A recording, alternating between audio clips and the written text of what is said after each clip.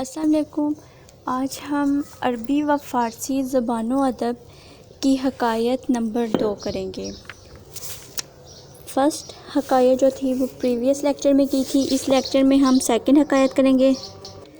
2 امیر زادہ در مصر بودند۔ مصر کے 2 امیر زادے تھے، یکی علم آموخت، ایک نے علم حاصل کیا، و دیگری مال اندوخت، دوسرے نے مال جمع کیا۔ عاقبۃ الامر، نتیجہ یہ ہوا کہ آن یکی علامہ، علم حاصل کرنے والا بہت بڑا عالم بن گیا، یعنی کہ ایک جو ہے وہ عالم بن گیا۔ مصر گشت دین دیگر عزیز مصر شد، دوسرا ملک مصر کا وزیر بن گیا۔ پس عین تو انگر بچشم حقارت، کہ حقارت کی نظر سے دیکھتا تھا، درف کی نظر کر دی و گفتی، کون حقارت کی نظر سے دیکھتا تھا؟ جو بھائی جس نے مال جمع کیا تھا وہ عالم بھائی کو نفرت و حقارت سے دیکھتا اور کہتا کہ من بسلطنت رسیدم و عین ہمچنان، جو دولت والا بھائی تھا وہ عالم بھائی کو کہتا کہ ہم تو سلطنت کے اہم ستون بن گئے ہیں۔ در مسکنت بیماندہ، اور تو بیچارہ یوں ہی مفلسی کا چراغ ہے۔ ای برادر، وہ اپنے بھائی کو کیا کہتا ہے؟ بھائی، اے بھائی، شکر نعمت باری عظاسمہ،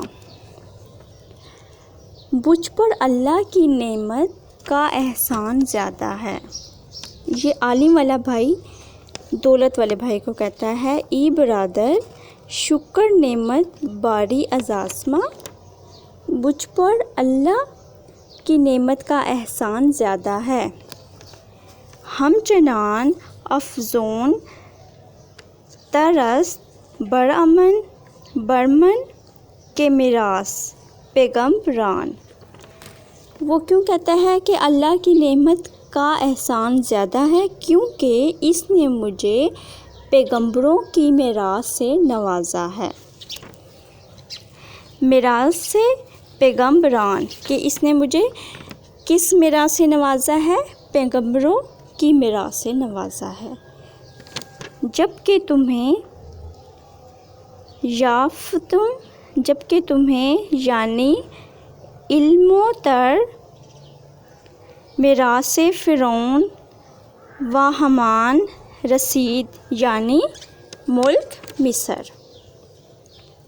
جبکہ تمہیں فرعون اور حامان کی میراث دی ہے، یعنی مصر کی حکومت۔ حکایت کا ترجمہ کس طرح سے تھا؟ ابھی آپ کو ایک ایک ورڈ کا بتایا ہے، اب آپ کو پورا بتاتی ہوں۔ مصر کے 2 امیر زادے تھے، ایک نے علم حاصل کیا اور دوسرے نے مال جمع کیا۔ نتیجہ یہ ہوا کہ علم حاصل کرنے والا بہت بڑا عالم بن گیا اور دوسرا ملک مصر کا وزیر ہو گیا۔ مال و دولت کا مالک بھائی عالم بھائی کو نفرت و حقارت سے دیکھتا اور کہتا کہ ہم تو سلطنت کے اہم ستون بن گئے ہیں، اور تو بیچارہ یوں ہی مفلسی کا چراغ ہے۔ عالم نے کہا، مجھ پر اللہ کی نعمت کا احسان زیادہ ہے، کیونکہ اس نے مجھے پیغمبروں کی میراث سے نوازا ہے، جبکہ تمہیں فرعون اور حامان کی میراث دی ہے، یعنی مصر کی حکومت۔ اس حکایت کا ترجمہ کے بعد آپ نے بتانا ہے، یہ جو 4 آپ کو دی ہوئی ہیں نا، یہ جو 4 لائنز دی ہوئی ہیں، ان کا ترجمہ بھی بتانا ہے آپ نے کہ اس میں کیا کہا ہوا ہے۔ پہلی لائن کیا ہے؟ من آن محرم کے در پائیں بیمالند۔ من آن کا مطلب ہے کہ میں مورم چونٹی ہوں، بیمالند کا مطلب ہوتا ہے پاؤں تلے، دریایم کا مطلب ہے روندتے ہیں۔ اس پوری لائن کا کیا مطلب ہوا کہ میں وہ چونٹی ہوں کہ لوگ اپنے پاؤں تلے روندتے ہیں۔ نا زمبورم کا مطلب ہوتا ہے زرد پڑوں والا پڑوانا۔ یہ جو بھیڑ جو ہوتی ہے، یہ جو یلو کلر کی یہ جو ایک ہوتی ہے جو ڈنک، اس کا جو ڈنک ہوتا ہے نا، وہ اتنا سخت ہوتا ہے کہ اس تکلیف سے انسان روتا ہے۔ تو وہ کہہ رہے ہیں کہ میں وہ زمبورم نہیں ہوں کہ جس کے ڈنک کے زہر سے لوگ روتے ہیں۔ کجا خود شکر این نعمت گزارم۔ اس کا مطلب آپ نے بتانا ہے۔ کجا کا مطلب ہے کیسے، شکر این شکر ادا کروں، نعمت گزارم اس نعمت کا کیسے شکر ادا کروں۔ کون سی نعمت؟ وہ نیکسٹ لائن میں بتایا ہوا ہے کہ زور مردم، زور کا مطلب ہوتا ہے طاقت، مردم آزاری کا مطلب ہے انسانوں کو اذیت، ندارم کا مطلب ہے نہیں رکھتا، کہ میرے میں اتنی طاقت نہیں ہے کہ میں انسانوں کو اذیت دوں۔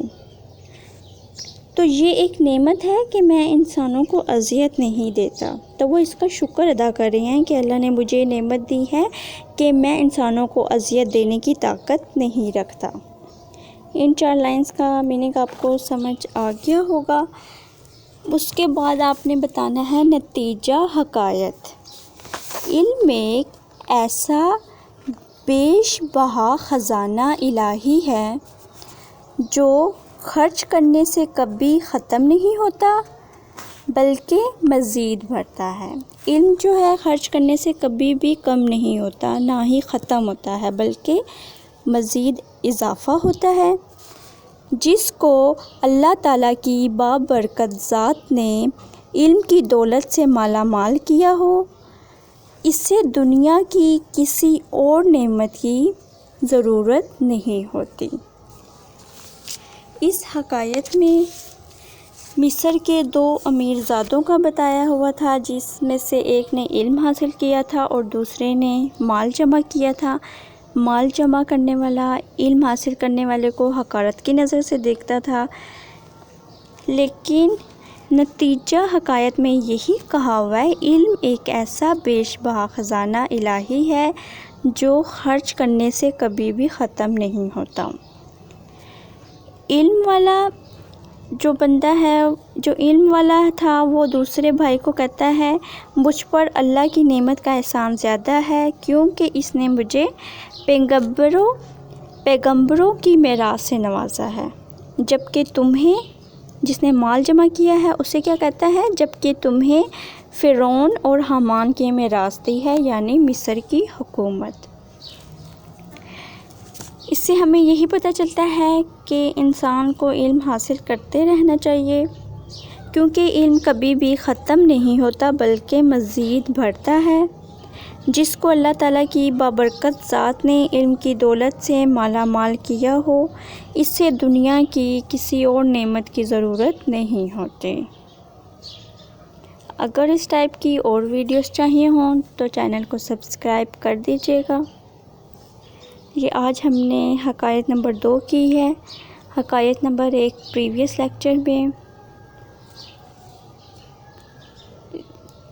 لیکچر میں تھی حکایت نمبر 1۔ جس نے حکایت نمبر 1 نہ سنی ہو وہ پریویس لیکچر دیکھ لیں۔ انشاءاللہ نیکسٹ ویڈیو میں حکایت نمبر 3 کریں گے۔ حکایت نمبر جو 2 تھی وہ مصر کے 2 میرزادوں کے بارے میں ہی تھی، جس میں سے ایک نے علم حاصل کیا تھا اور دوسرے نے مال جمع کیا تھا، لیکن علم حاصل کرنا چاہیے کیونکہ علم بڑھتا ہے۔